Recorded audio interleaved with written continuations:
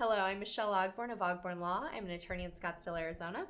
Hi, I'm Steve Keist of Keist, Thurston, O'Brien, and Walsh in Peoria and Glendale, Arizona. So one of the things I'm starting to see with a lot of my clients is they're getting divorced and they're over the age of 50 and they're wanting to know, are they entitled to spousal support, and if so, how much and for how long? Maybe. Maybe. So that's the answer.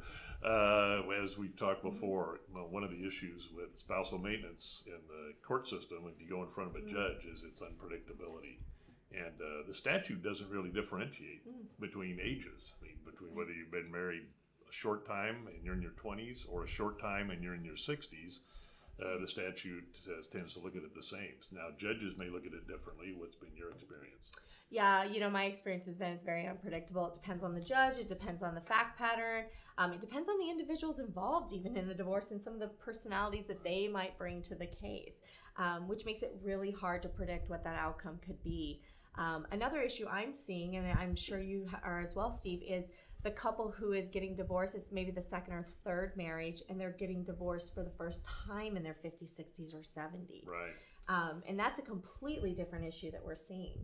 It is, and I think those are really hard cases for the judges because they sometimes don't really know how to deal with a marriage that's short term, and they would normally look at it as not a spousal maintenance case. But yet they're seeing two people on fixed incomes, and one of their fixed incomes is substantially higher than the other. And so they see the need for the lower earning spouse, if you will, to have some help, but they don't see a justification for it in the law.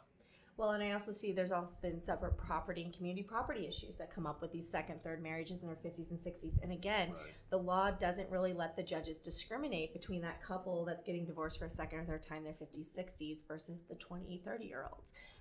So I like to tell people, if you want to protect your family and get the best outcome for your family, you should really look at the collaborative divorce process, because we can take all those factors into consideration. Yeah, absolutely. So we could sit down and figure out, what's the cash flow for each person, what are their expenses, what are their needs, and try to figure out what's a fair and amicable way to resolve that. And it's a much more complete resolution for people than going to a judge and having them just sort of try to figure out what they can do. Yeah, and a better outcome for everyone.